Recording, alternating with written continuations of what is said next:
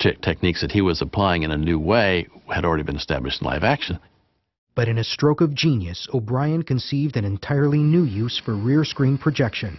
O'Brien devised a way of rear projecting images, and that could be put up one frame at a time, just like animation.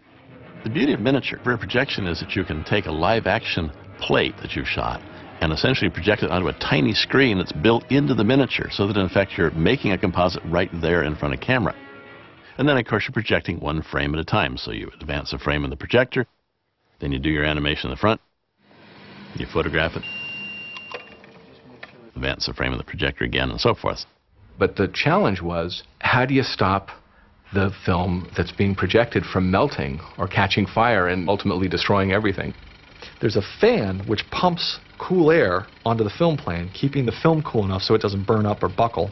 So the film can sit there for hours and hours. Peter happens to have the rear projector that was used actually not on Kong but on Mighty Joe Young, another Willis O'Brien project. It's kind of cool to have an actual piece of equipment that was used by Willis O'Brien on one of his films. Now, year 2005, you know, decades later, being used for another shot. We threw a little trick into it as well, which was used at the time, where you wanted a creature to pass behind the rear screen projection. Because if you think about it, if you have a rear screen projection and the creature passes in front of the projected image, well, guess what? You're going to see the shadow of the creature on the projection screen. The way you got around that is you have the rear screen projector at a 90-degree angle to the rear screen projection screen. And so the image bounces off the mirror into the screen, meaning your creature can walk behind the projected image because it never will get in front of the beam. Through the camera lens, what you have is a live-action performance literally in the same shot as a stop-motion animated performance, and they interact.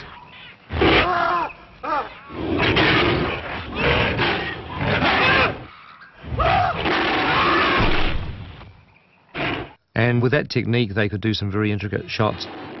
One of the most beautiful examples of that is when Jack Driscoll's in the cave just below the edge of the chasm and Kong's reaching for him, and you are seeing basically a miniature set that Kong is acting in with a little piece of rubber screen inside that cave with some footage of Jack Driscoll projected onto the screen, and that's how they're able to get that beautiful interaction between Kong and the actor.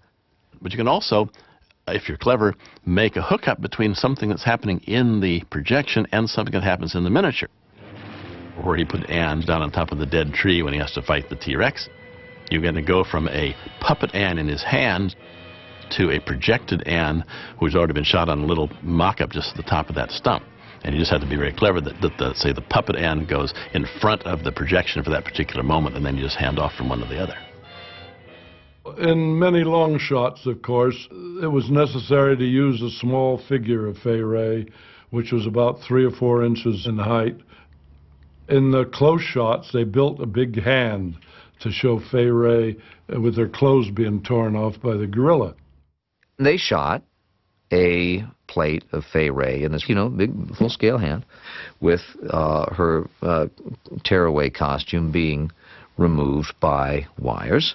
And that was projected behind the miniature gorilla and timed so that it looked like Kong was peeling her clothes off.